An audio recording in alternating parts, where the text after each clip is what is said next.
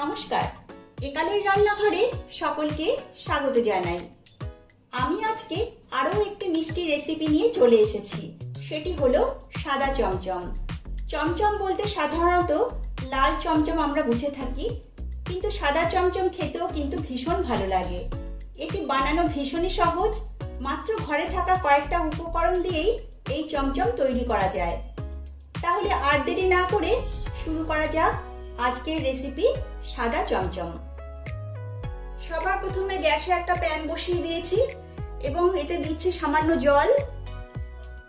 এরপর দিচ্ছি 1 litre full cream যুক্ত দুধ।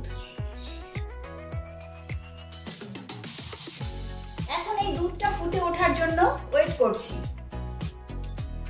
দেখুন দুধটা ফুটে উঠেছে। এবারে আমি গ্যাসের ফ্লেম অফ করে দিচ্ছি। এখন একটা পাত্রে 2 টেবিল চামচ ভিনিগার আর 2 টেবিল চামচ জল নিয়েছি। এবার এই ভিনিগার দিয়ে আমি ছানা কাটিয়ে নিচ্ছি। অল্প অল্প করে ভিনিগার দিচ্ছি আর আলতো হাতে নাড়িয়ে দিচ্ছি।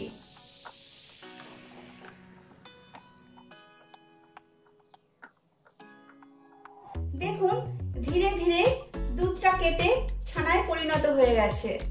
এবারে এই ছানার ছেঁকে নেব। ছানা ছেঁকে নিচ্ছি।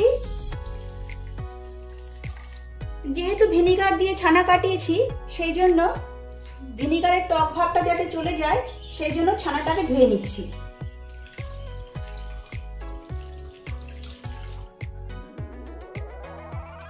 এবারে ছানা থেকে জল বার করে নিচ্ছি।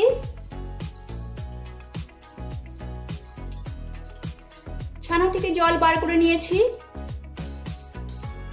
ছানা একটা প্লেটে নিয়ে নিচ্ছি। ছানাটাকে ভেঙে নিচ্ছি।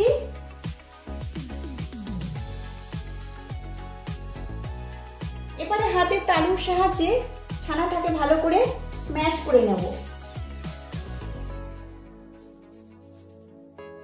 এই কাজটা একটু সময় নিয়ে করতে হবে।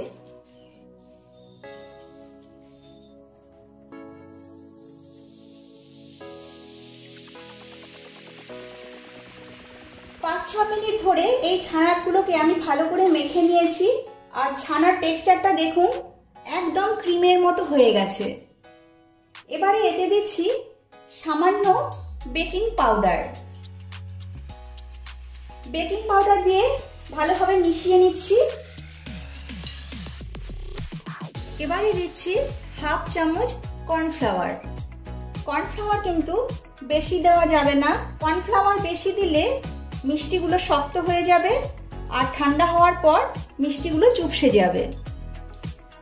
কর্নফ্লাওয়ার দেওয়ার পর আবারও ভালো করে ছানার সঙ্গে মিশিয়ে নিতে হবে।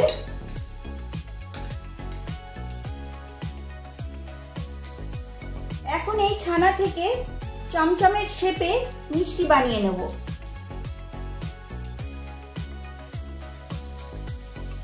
এরকম ছোট ছোট করে পিস করে নিচ্ছি।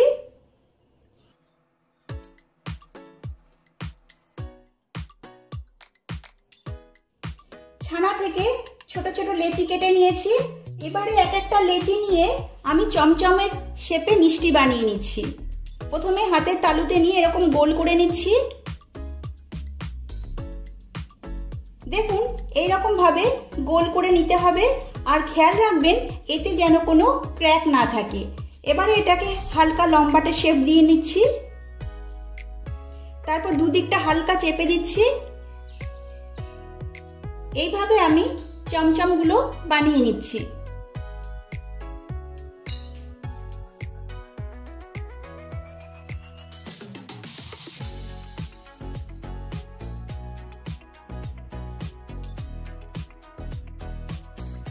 সবগুলো চমচম মিষ্টি বানিয়ে নিয়েছি। এবারে এই চমচম মিষ্টিগুলো যাতে ড্রাই না হয়ে যায় সেই জন্য একটা ভেজা কাপড় দিয়ে ঢেকে রাখছি। এবারে যাচ্ছি নেক্সট স্টেপে। এবারে গ্যাসে একটা কড়াই বসিয়ে দিয়েছি এবং এতে দিয়ে দিচ্ছি 2 কাপ চিনি আর তার সঙ্গে দিচ্ছি 2 কাপ জল। চিনি মেল্ট করে নেব। চিনির শিরা ফুটে উঠেছে। চিনির এই শিরাটা কিন্তু কোনো একটার বিশিষ্ট শিরা করবার দরকার নেই, পাতলা করে শিরা তৈরি করতে হবে। এবারে এতে আমি তৈরি করে রাখা মিষ্টিগুলো দিয়ে দিচ্ছি।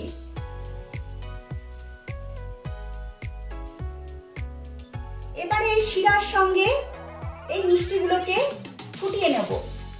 একটু আলতো করে নেড়ে দিচ্ছি, আর খেয়াল রাখতে হবে মিষ্টিগুলো যাতে ভেঙে না যায়। এবারে গ্যাসের ফ্লেম মিডিয়াম টু হাই করে আমি ঢাকা দিয়ে 10 মিনিট ধরে এই মিষ্টিগুলোকে চিনির শিরাতে ফুটিয়ে নিচ্ছি। 10 মিনিট হয়ে গেছে, ঢাকনাটা তুলে নিচ্ছি। বন্ধুরা দেখুন, চিনির শিরাতে ফোটানোর ফলে মিষ্টিগুলোর যা সাইজ ছিল তার থেকে ফুলে ডাবল সাইজ হয়ে গেছে। চিনির শিরাটা বেশ ঘন হয়ে গেছে। এবারে আমি এতে গরম জল দিচ্ছি। শিরা ঘন হয়ে গেলে মিষ্টিগুলো ভালোভাবে ফুলবে না। যেহেতু শিরা ঘন হয়ে গেছে তাই এতে আমি গরম জল দিয়েছি। বন্ধুরা, যখনই দেখবেন চিনির এই শিরা ঘন হয়ে গেছে তখন এতে গরম জল অ্যাড করবেন। গরম জল অ্যাড করার পর আবারও 10 মিনিটের জন্য আমি ঢাকা চাপা দিয়ে এটাকে সেদ্ধ করে নেব। আবারও 10 মিনিট হয়ে গেছে, ঢাকনাটা এবার তুলে নিচ্ছি।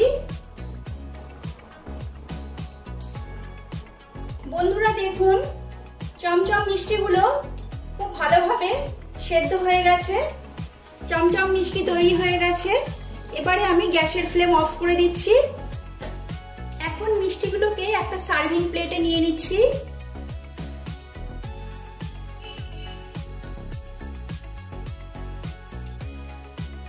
এবারে এই মিষ্টিগুলোর ওপরে সামান্য কোকোনাট পাউডার ছড়িয়ে দিচ্ছি। এটা অপশনাল, এটা আপনারা না চাইলে নাও দিতে পারেন। এটা জাস্ট দেখতে ভালো লাগার জন্য দিচ্ছি। দেখতেও ভালো লাগবে, খেতেও ভালো লাগবে। আর দিচ্ছি সামান্য পেস্তা কুচি। একটা চমচম মিষ্টি আমি আপনাদের কেটে দেখাচ্ছি ভেতরটা কেমন হয়েছে।